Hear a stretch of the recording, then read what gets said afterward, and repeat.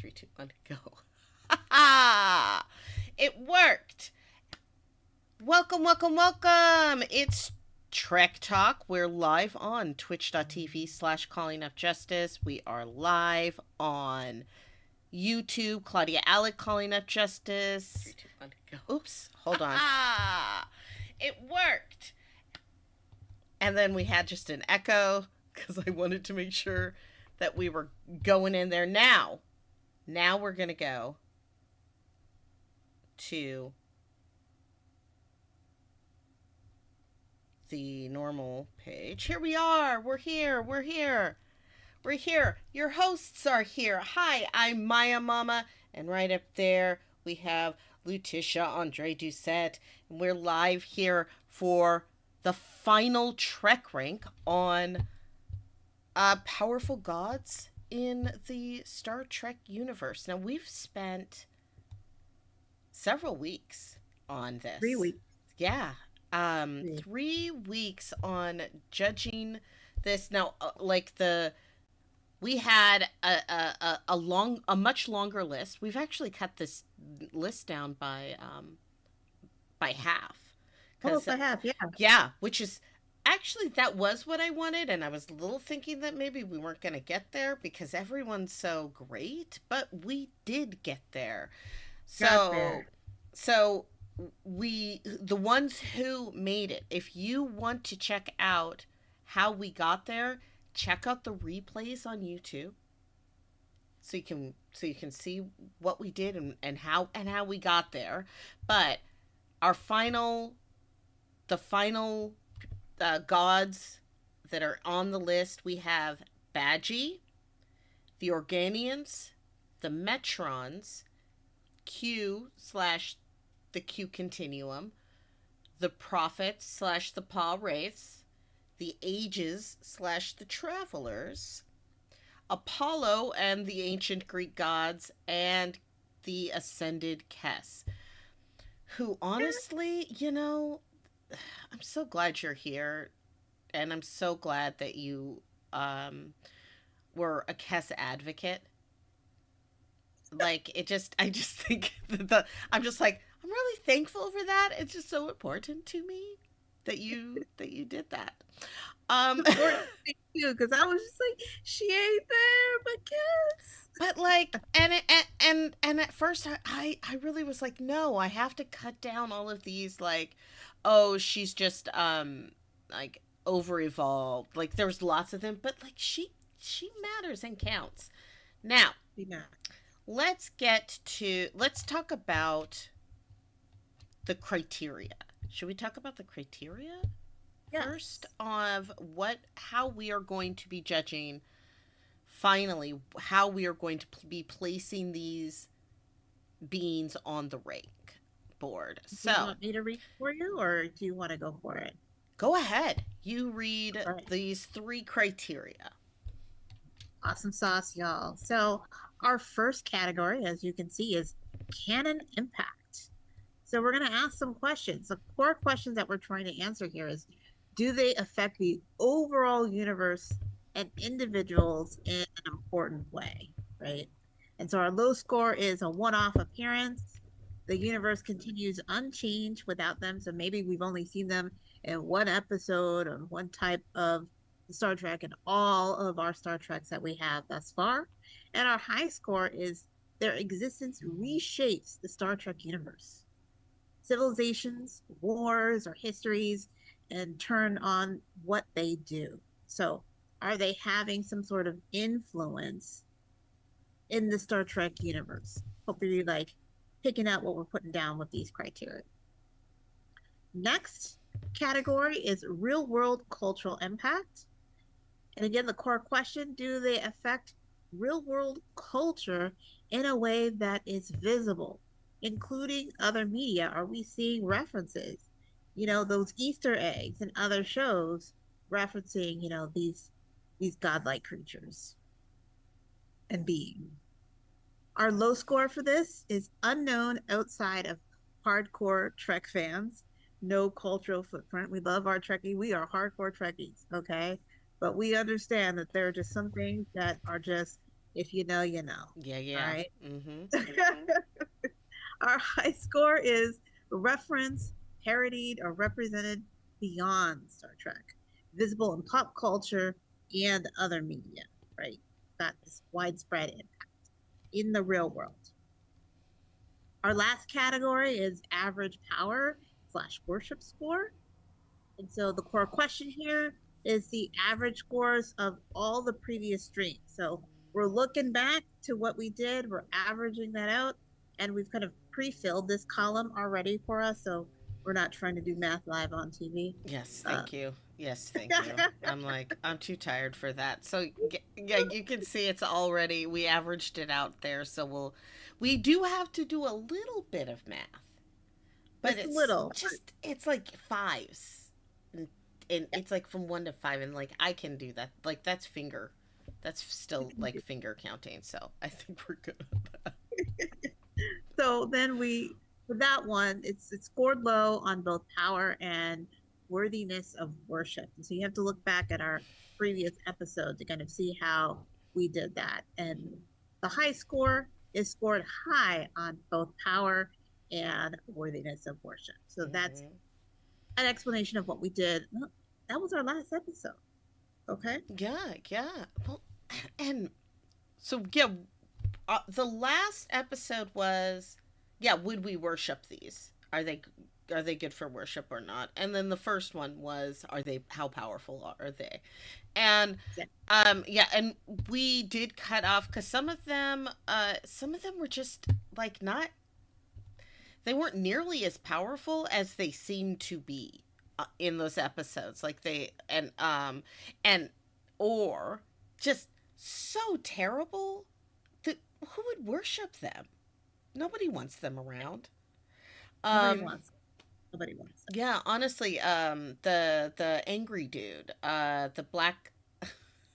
the black sludge, Aramis. Um, Aramis dropped off in the power round, which I was surprised by. But shall we get to? Let's get to the first one. Our first Let's score candidate. them. Our first. Now we got Badgie, the Ascended Badgie. So I'm going to tell you a little bit about Badgie. So Badgie is a holographic training assistant created by Samantha Rutherford aboard the USS Cerritos. Uh, he, he developed homicidal tendencies after repeated abuse. Eventually, he ascended beyond physical form, achieving near omnipotence before choosing a form of enlightenment. So, before that, all of that happened, he actually um, moved himself into three beings. He was good G and logic G and bad G, which and then eventually chose to abandon the cycle of violence to create his own universe, um and achieved sentience. But like, I do have to say that previous to that, I didn't realize that it was bad G, not badgy. Not like a badge, Right. Like, badgy, but he's bad. shaped like a badgie. Or like a Yeah. badge. But that's not why he's bad. He's a bad guy. Because he's a Bad bad G. guy. He's bad G. And then cuz good G. Like, that's just, I mean, Logic G would also agree with that. That's only like that has to be the way that it goes. And we can't call him an OG, but I think there's like an opportunity there. I It's fine. do like that though. I do like that. Now, let's talk about Badgie. So I guess we start with the first question, right? The canon impact. So does did Badgie's new, but Yeah, bad. also in the 2070s. So like, but left. And so I'm like, I mean, not really. Did not affect the overall universe because Badgie left the universe and created his own universe because he thought that the current universe, like, sucked. Yeah. And he's never referenced again. I don't No. think in Lower Deck. He's N- not. no, like, once he left, he was gone because he's Yeah. like, he did show up more than a one off, but also once his once his story was done, he was done. I don't think he reshaped anything that way. Mm. Um Now we have for the um that would be like a 1 to 5. I think he gets a two I think a 2 as well. because he's not a one-off, but he doesn't really do much of But anything. He only. he was real. He existed. Yeah. Yeah. Yeah. He deserves I think he deserves that. Now, we have the real world cultural impact. Now, because Badgie is a brand new piece of Star Trek media, I'm going to say, like, the thing about Badgie is that Badgie is a reference to real world cultural things rather than it affecting real world stuff Right. because he's like the Clippy, like He's evil almost like Clippy. the. Yeah, but he's almost like the. What is it? Like a commentary on AI. You know, Oh, definitely. overgrowing, taking over and then being Mhm. like AI robot. But I don't think that he, in and of itself, is impacting culture outside of those who have like seen Lower Deck. Right. Well, I think that Badgie is a 1 because I think that the high score reference parity blah blah blah is what Badgie is. So I'm like, Yes. I don't think you have any of that, unfortunately. Like, we do love you, Badgie, but uh I'd say no real world cultural impact. And then we have our 16 averaged out power and worship score. Oof. 19. So not as great as I thought, but that's okay. That's okay. Yeah. Um, because we don't know where anyone's gonna be necessarily now. Well, as Siskinians, so Praise be. praise be. So now so now we're gonna go to the Organians. Um, Here we are, Organians. The fit. Oh, I do love that. Like, they look like they're wearing like really flowy track kind of that's it. I'm outfits. Like, bloody. I'm gonna, Oh, yeah. Like, it would be better with a hood, but also it's okay. It's all right. yeah. Now, Everything's better with a hood. So everything is better. Now, I'm gonna let you know who the Organians are. They are a species that evolved over millions of years into pure energy beings. They disguised themselves as as a primitive humanoid society. They halted an entire Federation Klingon war by simultaneously disabling all weapons across both fleets. One Organian appeared in 3 places, light years apart simultaneously. Also observed younger species, or they observe younger species in secret over millennia. The 5,000 year timeline discrepancy is one of the most debated continuity snags in Star Trek history, stemming from the Star Trek Enterprise episode Observer Effect. In that episode, 2 Organians observe the crew and suggest they won't make official first contact for thousands of years, yet they force a peace treaty on Captain Kirk just a century later in Errand of Mercy. And I want to make a note here that y'all need to check out my temporal Cold War theory and how that affects the Star Trek Prime timeline. Because that I think that's actually a good is theory. something that makes that makes all of this actually like be like, no, no, no, it's fine. It works. Don't worry about It it. works. Like, shh, relax, relax. Now, oops, let's check out. Let's go to and Let's judge. But tell judge the people these where they can find your Organians. theory. Say Did that you again. write it? Tell the people where they can find your theory. Because Oh, you know we they talked can about find that it on our on next one. YouTube. I believe it is on YouTube because you were there. I presented I it to was there. you and Claudia, and I saved and it's published in the live videos on this channel, and you can look Go, at the y'all. temporal. My yeah, I mean, sometimes a nerd just gets an idea, and they just can't let it go, and That's the good part. It's like, I got this idea. And we're like, tell, like I tell me can't. more. Tell me more. And it's just like, I just can't let this go. I got to build an entire slide deck.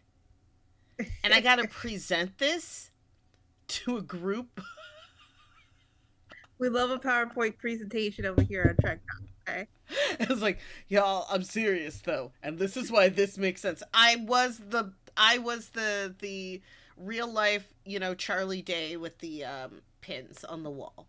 Um but let's get back to the Organians.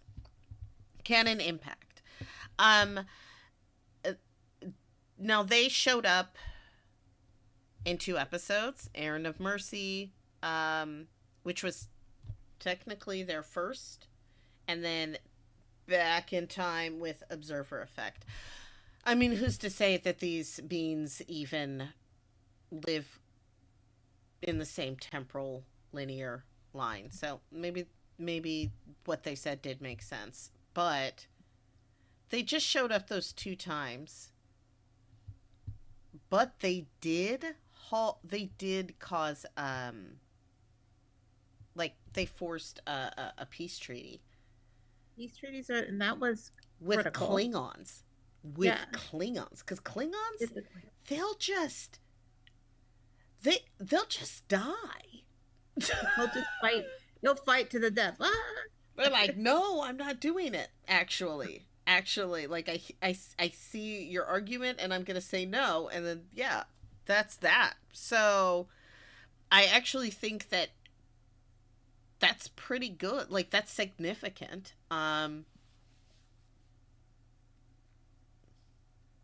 I would say a four.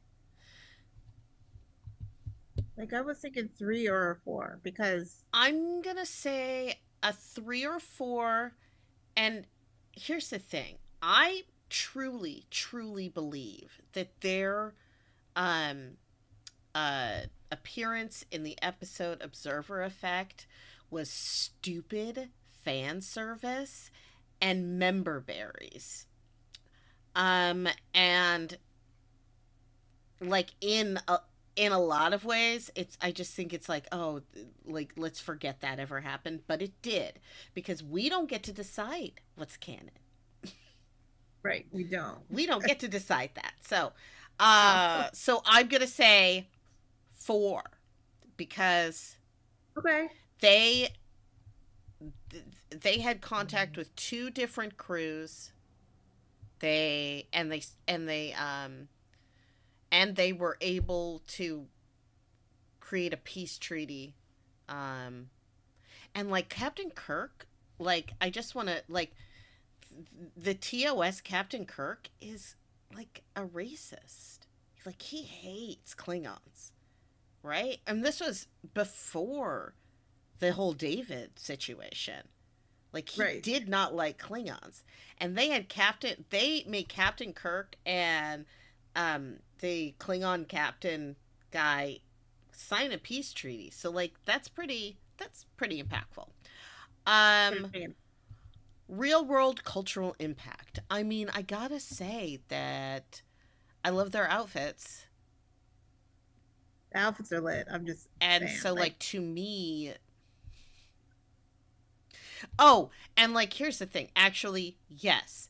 This sort of alien that are like, "Oh, we live as agrarian fantasy type people." And but we're really gods. Like that is in so many. That is parodized and put in cartoons and put in like, I don't. Yeah, I actually think that that actually could be relatively high because it's Yeah. from the 60s, and like that's a kind of thing that I know that they have put in lots of stuff with the gods living in the castle thing. So I don't know if that archetype specifically comes from Star Trek though, because you see that in a lot of that's true. sci-fi from that time period. But it is definitely an archetype that gets repeated over and over and over again. Also, So I Star don't Trek know, has done it several times itself. It's like right? referenced itself in things like that. So, th- two or three, three, I would say two, just two. because it's not a new archetype and they only reference themselves rather than that Fair. specific Mm-hmm. being, you know, so you Oh, get what I'm trying to all right, Organians, two, and then 18. So that's 6 and 18. I'm say. not That doing is that math. 24. 24. Good job, guys. We're doing that. Good job, guys. You did it. Table way, because 18 plus 2 is 20, and 20 plus 4 is 24.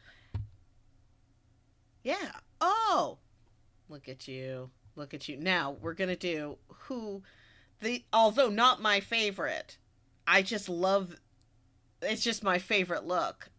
I And just that would love be, yeah, I love does the looking at outfit the, match? Am I close? Am I I'm getting just to like, Metron level? actually, yes. Actually, Oh, yes. And the Metrons. serving lux. I'm Oh, just like, oh, look at you. Look at someone you. make me these Because here's the outfits. thing, they don't look like anything. They They're like, choose this. They don't like they don't have to even care what they look like. And this is what they choose, and I love them for it. Now, let me oh, tell you though. they're uh, terrible. I mean, no, they're not. I mean, they're not very kind. No, uh, they look cool. they look good though. They really look good. They're the like bitchy, the bitchy friend at the club. You know. Now they are ancient non-corporeal beings who have inhabited their region of space since before humans walked upright. True form appears non-corporeal. They project a humanoid appearance only to communicate and look good. Because like they do not have to look like that to communicate. They are capable of stopping time, erasing and altering memories, and pulling ships across vast distances via wormholes. They conduct long term experiments on species to observe whether they can move past violence. A little known production fact is that the episode Arena was almost the subject of a legal dispute.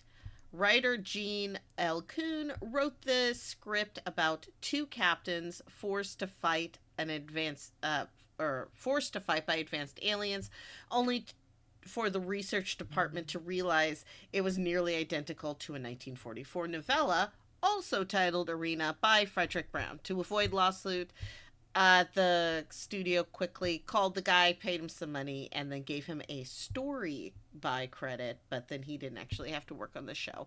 And I just thought that that was interesting. Now, uh, honestly, the thing I love the most about them is that they don't have to look that good.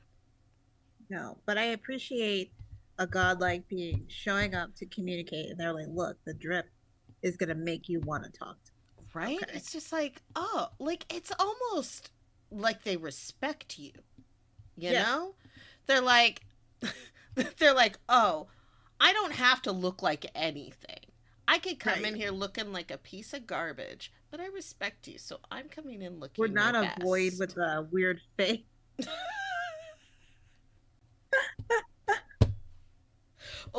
coming to Oh, scare you in the middle of the night. You know, oh like gosh. we're showing up. We It's not this is our okay. church clothes. You know, Yes. You know what? That is kind of what it makes me think of as church clothes. yeah, Like you're gonna get, Sunday yeah. best. So Metron. canon, the canon impact. Now, One of the things about the Metrons that they really like to do is make sure nobody knows that they're doing anything, even though they are doing things. Because like in in Strange New Worlds, we had um Lieutenant Ortegas, sorry, and she had had a pretty rough time with the Gorn, and like she was violent, reactionary, um and traumatized, and then the Metrons put her like trapped on a planetoid with an injured Gorn, and they're like, and they, I guess, They made. really did fuck with her though, I mean, because they they made did, but well, it's because she, like, what they, I guess the situation that they put her in was that they made the Gorn instead of this Gorn, they made them people to her again. right, Like at right. first, I'm sure at the first, before she even got into the war, like that she was thinking them as individuals. But then when they like, burned off part of her arm and stabbed her and all that bad stuff, she was like, I want them all gone. And so even though she does not know that the Metrons are responsible for that because they did erase that part. She remembers all her time, like she remembers the trauma. Yeah, that was the thing But about they're the like, Metrons that you're I was not like gonna that I don't you're gonna like. remember. Yeah, Oh we'll my get god. the counter. You're gonna remember everything, but it didn't actually happen. But it'll be real to you. They're And then like, you get to keep the somebody, trauma, but you don't get to see this. You don't get to you're right, remember this, which is rude. That's rude, so so mean. rude. Because I'm like, it would be at least, I mean, it would be bad, but maybe a little worth it if I could see that outfit. Like, look at those. You know what? Real quick, let's like just go One more back. time for the Because people. I'm like, I'm like, y'all, One more time. I'm like, you just like, just take a look at this. Like, I'm like, look at the earrings. Look at I love this. And And I love the continuity that they got a modern day like actor model. I don't know who this person is, mm-hmm, who looks very similar to the 60s, you know, outfit. But that outfit from the 60s could be today. mm-hmm. Like Valentino, who is the I designer? appreciate that these are both like masculine type bodies, and I love also I want the outfits too. It Yeah, looks cozy, and I'm like, why you don't even need a hood. Like rain won't even affect you. Weather doesn't affect you. it doesn't matter. Every like, who doesn't love a hoodie? I do. I love a Clearly, I hoodie. I wear love this a one. hoodie. I love a It's hoodie. clearly my favorite one, y'all. If you didn't know, I'm gonna cry when it uh, That's dies. why I But start hunting for a new one. Now, so I'd say I I kind of want to give the Metron a high score, to be honest, for their canon impact, even though nobody knows who they are because they purposefully. right, and we don't know how many times like it could be that they have intervened in many Yeah. times, But then and they're just because like, you don't remember me, but right, I still traumatized you enough right, to affect not just you, but generations of I'm gonna give people. them a 4. Yeah, yeah. I think a Uh, 4 is real world now, cultural impact I mean, though. look at Well, those outfits. I mean, I'm sure we'll see it at a con. Someone will dress I up as a know. man. I mean, Please, if you're in the audience, if that's you, do it. Or you can make me an outfit. Like I would just wear it in my house, to be honest. it looks, Um, again, it looks very comfortable. Either one looks comfortable. And just, but the hoodie with the earrings, with the, I need the earrings, clearly. it's just, it's so good. It's so good. So, again, But I'm, it's it, not going to oh, be referenced by anyone except for someone who's like a Trekkie. I Like, agree. I agree. This is amazing and awesome, but it's like super, super niche. Um, Let's see. uh, yeah, I agree. That hurts. That like hurts me a little bit because they're so gorgeous, but that's just the way it be. Now, All let's right. do the next one. This is a good. This is gonna be. I don't know. I think pretty easy actually. We got ourselves the Q, the Q continuum. In this image, we see a representation of the Q continuum as a farmhouse with a long stretch of road.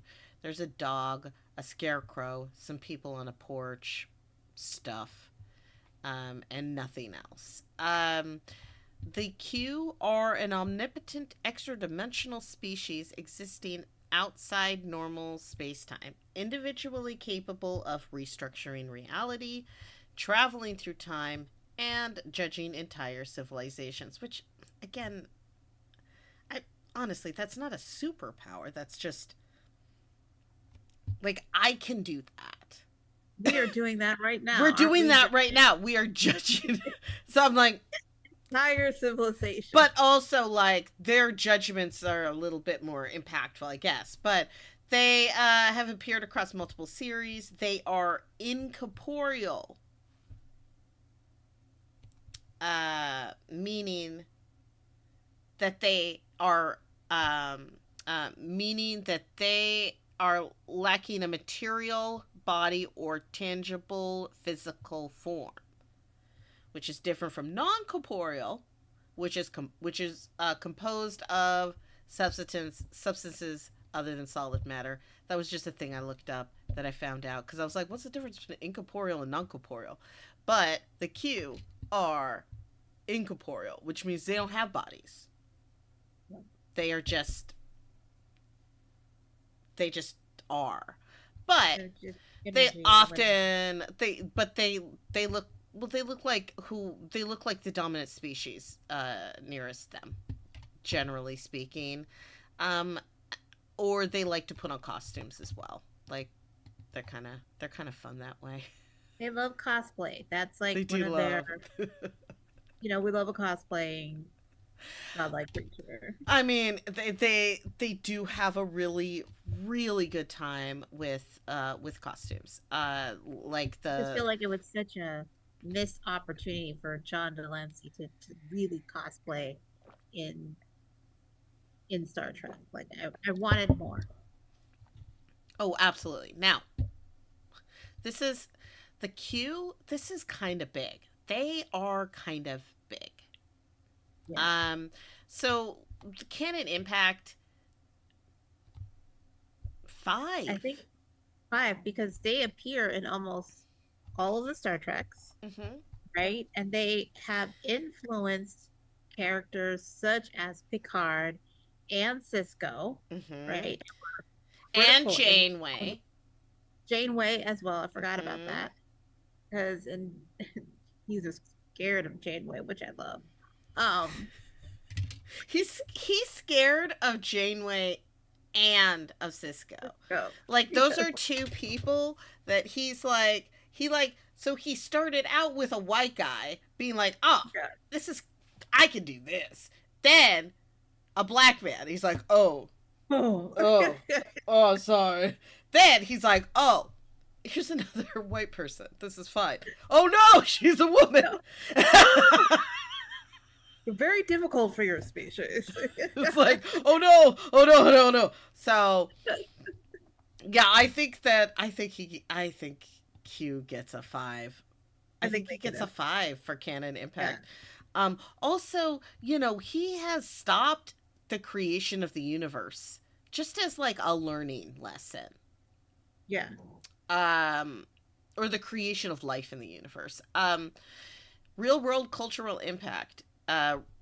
Another 5 because Q is referenced in And uh SNL, I believe, and wasn't like he on SNL? it's referenced on My Little Pony Friendship is Magic when John Right. Delancey plays the chaos guy. Yes. Um Yes. like he literally references himself. Thank you, Claudia, and I'm sure you look super cute too. She says in the Hi, chat on Twitch that we both look super cute, which is so nice. That's so Claudia. nice. I appreciate that. Um, so like I kind of feel like A yeah, five. people. That's To another make it five. My Little Pony, then you are relevant to pop culture, Yeah. right? So that's And ethical. so So, that puts us at a 25. yeah. Highest score so far. Oh, Not cute. bad. Not Okay. bad. Okay, Q. Now, here we go. Right. All right, we're talking about the prophets. Talking about the prophets. Now neither of us are really we're not prophet worshippers.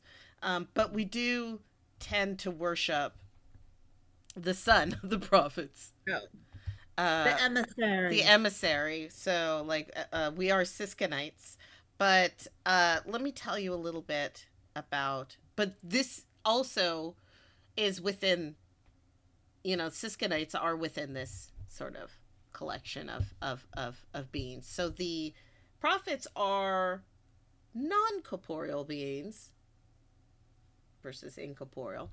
They are non corporeal beings who exist outside uh, of linear time, residing in or banished from the Bajoran wormhole. They are considered the gods of the Bajoran people. They are capable of altering events across timelines, possession, and reality manipulation. The Paw Wraiths are the exiled faction seeking to destroy their counterparts and remake existence. They chose Benjamin Sisko as their emissary. The Paw Wraiths are also known as the Costamotion, often translated as the Soul Sucker or simply the Great Evil. Um, that's The that. evil.